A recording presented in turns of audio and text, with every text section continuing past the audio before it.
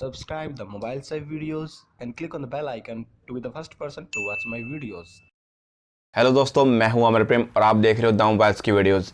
आज हम बात करने वाले हैं सैमसंग गैलेक्सी टैब A7 के बारे में। उसका प्राइस 20,000 से कम होने वाला है और ये देखने में और काफ़ी स्लिम टैब है और इसका प्राइस भी काफ़ी ठीक है फीचर्स के हिसाब से। और इसमें बताऊंगा कि इसमें आपको क्या क्या मिलने वाला है और इसमें आप कैसा, अगर गेमिंग करना चाहोगे तो कैसी गेमिंग कर पाओगे, कैमरा कैसा है इसका और परफॉर्मेंस क्या है और बैटरी कितनी रहेगी इस फ़ोन में आपको, तो सब कुछ आपको पता लगेगा। और प्राइस के हिसाब से मैं ये भी बताऊँगा कि ये सब ठीक है या नहीं है, तो वीडियो को लास्ट तक जरूर देखें। अगर आप मेरे चैनल पर पहली बार आए तो सब्सक्राइब जरूर करें, क्योंकि मैं ऐसी टेक्निकल वीडियो में सब बनाता रहता हूं। और अब यहाँ तक आ ही गए तो सब्सक्राइब जरूर करें। गवर्नमेंट जॉब से जुड़ी हर लेटेस्ट जानकारी के लिए मेरी वेबसाइट जरूर विजिट करें, लिंक डिस्क्रिप्शन में है। अगर टैब के डिस्प्ले के बारे में हम बात करें तो यहाँ पे आपको मिलने वाला है 10.4 इंचेस का full HD plus WUXGA plus TFT display. तो अगर डिस्प्ले के बारे में बताऊँ तो डिस्प्ले काफ़ी अच्छा होने वाला है आपका फ़ोन की। अगर टैब की, अगर मैं मोटाई के बारे में बताऊँ तो टैब की मोटाई भी काफ़ी कम होने वाली है, जो कि 7 mm है और ये बहुत पतला होने वाला है एकदम से। और उसके साथ ही अगर रिफ्रेश रेट के बारे में बताऊँ तो यहाँ पे आपको 60 हर्ट्ज का नॉर्मल रिफ्रेश रेट देखने को मिल जाएगा। अगर टैब के स्क्रीन की प्रोटेक्शन के बारे में बताऊँ तो यहाँ पे आपको गोरिल्ला ग्लास 3 का प्रोटेक्शन मिल जाएगा और वहीं पर इसकी पीछे की जो बैक है वो प्लास्टिक से बनी हुई है और मैं साथ में इसमें आपको रियर माउंटेड फिंगरप्रिंट सेंसर भी मिल जाएगा। अगर टैब के वेट के बारे में आपको बताऊँ तो टैब का वेट काफ़ी ज़्यादा होने वाला है, जो कि 460 ग्राम, और लेकिन कैरी करने के हिसाब से काफ़ी ठीक रहेगा, क्योंकि यहाँ पे वेट को मैनेज किया हुआ है। एक ही जगह आपको हैवी फील नहीं होगा, तो आराम से दोनों हाथों से पकड़ के यूज़ करना ही होता है टैब, तो आप आराम से कैरी कर सकते हो, तो आराम से आप इसको यूज़ कर सकते हो, ऐसे हैवी ही नहीं होने वाला है। और वहीं पे इसमें आपको बता दूँ, यहाँ पे चारों साइड में इसमें आपको 4 स्पीकर मिल जाएंगे और म्यूज़िक के हिसाब से और आवाज़ के हिसाब से इसमें आपको काफ़ी अच्छा बढ़िया एक्सपीरियंस मिल जाएगा। जैसे कि हमें नॉर्मली जो टैब वगैरह होता है उसमें हमें रियर कैमरा का यूज़ तो बहुत कम होता है, तो हम फोटोग्राफी के लिए रेयर यूज़ करते हैं।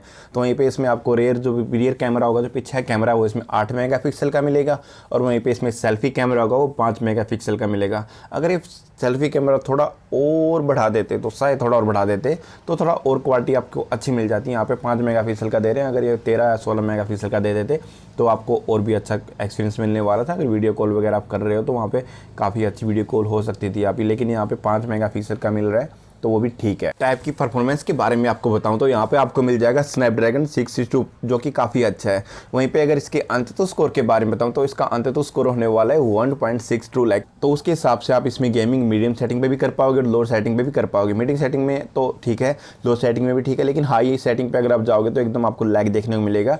आप मीडियम सेटिंग तक इसमें गेमिंग कर पाओगे। अगर इस टैब के वेरिएंट के बारे में आपको बताऊं तो इसमें आपको एक ही वेरिएंट मिलने वाला है 3 GB रैम के साथ 32 GB की इंटरनल मेमोरी, जो मुझे थोड़ा सा सही नहीं लग रहा है यहाँ पे। अगर ये 4 GB रैम के साथ 64 GB की इंटरनल मेमोरी दे देते वो थोड़ा ठीक होता, लेकिन कंपनी कहती है कि आप इसकी मेमोरी को एक्सपेंड करके 1 TB तक कर सकते हो, लेकिन 64 दे देते तो यहाँ पे थोड़ा ठीक रहता। अगर टैब के यूज़र इंटरफेस के बारे में बताऊँ तो यहाँ पे आपको मिलने वाला है सैमसंग UI 2.5 और ये Android 10 बेस्ड है, तो इसके हिसाब से यूज़र इंटरफेस काफ़ी ठीक होने वाला। और यहीं पे इसमें आपको मिल जाएगी UFS 2.1 की स्टोरेज टाइप। अगर टैब के हम एक्स्ट्रा फीचर्स के बारे में आपको बताऊं तो यहाँ पे इसमें आपको मिल जाएगा वाइड ओएन L1 का सपोर्ट, जिसकी मदद से आप नेटफ्लिक्स वगैरह का मज़ा काफ़ी अच्छे से उठा सकते हो। आराम से कुछ भी आप एकदम फुल HD में देख पाओगे। अगर टैब की बैटरी और प्राइस के बारे में आपको बताऊं तो यहाँ पे इसका प्राइस होने वाला है 17,999 रुपये और उसके बैटरी में आपको मिलने वाली है 7,040 mAh की बैटरी। लेकिन इस इनबॉक्स आपको जो चार्जर मिल रहा है वो 7.5 वोल्ट का मिल रहा है, लेकिन कंपनी कहती है कि ये 7.5 की जगह 15 वोल्ट तक का सपोर्ट करता है। तो अगर आप कोई एक्सटर्नल चार्जर खरीद सकते हो तो 15 वोल्ट का तो काफ़ी आपके लिए अच्छा रहेगा। 500 से लेकर 1000 तक के बढ़िया आ जाते हैं चार्जर जो 15 वोल्ट वाले, तो अगर आप वो परचेस कर लोगे इसके साथ तो काफ़ी ठीक होने वाला है, क्योंकि 7.5 के हिसाब से चार्जिंग तो करेगा लेकिन बहुत धीरे धीरे धीरे सुबह तक चार्ज करेगा। लेकिन 15 वोल्ट का चार्जर आप लगा दोगे तो काफ़ी आधा टाइम आपका सेव हो जाएगा और जल्दी से चार्ज कर देगा। तो उसके हिसाब से अगर आप 15 वोल्ट वाला चार्जर ले सकते हो तो ले ला। और वहीं पे इसमें आपको USB-C टाइप का पोर्ट मिल जाएगा और 3.5 का हेडफोन जैक भी इसमें आपको देखने को मिल जाएगा।